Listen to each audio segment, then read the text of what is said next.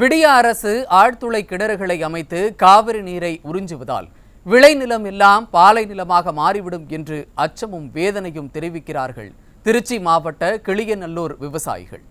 என்ன நடக்கிறது அங்கு பார்க்கலாம். கர்நாடக மாநிலம் குடகுமலையில் உற்பத்தியாகும் காவிரி ஆறு தமிழகத்தின் பூம்புகாரில் கடலில் கலக்கிறது. திருச்சி மாவட்ட எல்லையில் வரும் காவிரி ஆறு திருச்சி முக்கொம்பு மேலணையை வந்தடைந்தவுடன் காவிரி, கொள்ளிடம் என இரு ஆறுகளாக பிரிகிறது.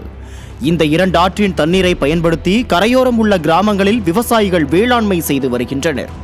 அதேபோல் காவிரி, கொள்ளிடம் ஆறுகளில் ராட்சத ஆழ்துளை கிணறுகள் அமைத்து சிவகங்கை, ராமநாதபுரம் கூட்டு குடிநீர் திட்டம், பெரம்பலூர் மாவட்ட கூட்டு குடிநீர் திட்டம், புதுக்கோட்டை, கீரனூர் கூட்டு குடிநீர் திட்டம் ஆகியவற்றிற்கு குடிநீர் எடுக்கப்பட்டு வருகிறது. இதை தவிர திருச்சியில் மாநகராட்சி மக்களுக்கும் தமிழ்நாடு காகித ஆலை, துப்பாக்கி தொழிற்சாலை, கனரக ஊடுருவு தொழிற்சாலை, ரயில்வே தொழிற்சாலை, பெல் போன்ற தொழில் நிறுவனங்களின் தேவைக்கும் காவிரி நீர் எடுக்கப்படுகிறது. இந்த ஆண்டு மழை மற்றும் நீர்வரத்து குறைவால் தற்போது காவிரி, கொள்ளிடம் ஆறுகள் வறண்டு காணப்படுகிறது. அது மட்டுமின்றி குடிநீர் திட்டங்களுக்கும் குழாய்கள் மூலம் தண்ணீர் எடுக்கப்படுவதால் நிலத்தடி நீர்மட்டம் 10 அடி முதல் 45 அடி வரை குறைந்து காணப்படுகிறது.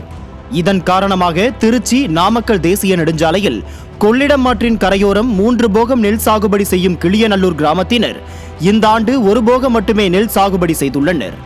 இந்த நிலையில் இந்த கிராமத்தில் அம்ருத் திட்டத்தின் கீழ் கொள்ளிடம் ஆற்றில் புதிதாக 6 ராட்சத ஆழ்துளை கிணறுகளும் 1 நீர் சேகரிப்பு தொட்டியும் அமைத்து தினசரி 85 லட்சம் லிட்டர் தண்ணீரை எடுத்து திருச்சி, துறையூர் நகராட்சி கொண்டு செல்லும் பணியை விடியா அரசு தொடங்கியுள்ளது. இந்த திட்டத்தால் கிளியநல்லூர் மற்றும் அதனை சுற்றியுள்ள கிராமத்தினர் தண்ணீர் இல்லாததால் 1 போகம் கூட நெல் சாகுபடி செய்ய முடியாமல் போய்விடும் என அஞ்சுகின்றனர். 5 ராட்சச கிணறு வச்சு தண்ணி கொண்டு வந்து ஒரு கலெக்ஷன் பாயிண்ட்டுன்னு சொல்லி ஒரு போர் போடுறாங்க. இது மாதிரி 6 போர் போட்டு 85 லட்சம் தண்ணி ஒரு நாளைக்கு 18 மணி நேரத்தில் கொண்டு போகிறேன்றாங்க.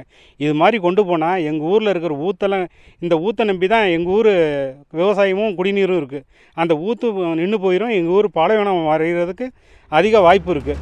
மனிதர்களின் தாகத்தை தவிர்க்க தண்ணீர் கொண்டு செல்வதாக சப்பை கட்டு கட்டும் தமிழ்நாடு நகராட்சி நிர்வாகம் மற்றும் குடிநீர் வழங்கல் துறையும் தமிழ்நாடு குடிநீர் வடிகால் வாரியமும் விளைநிலங்களை பாலை நிலமாக்கிடாமல் பயிர்களை காக்கவும் ஆவண செய்வதோடு விடியா திமுக அரசு காவிரி, கொள்ளிடம் ஆற்றில் நீர்வரத்திற்கு ஆவணம் செய்ய வேண்டும் எனவும் விவசாயிகள் கோரிக்கை வைத்துள்ளனர்.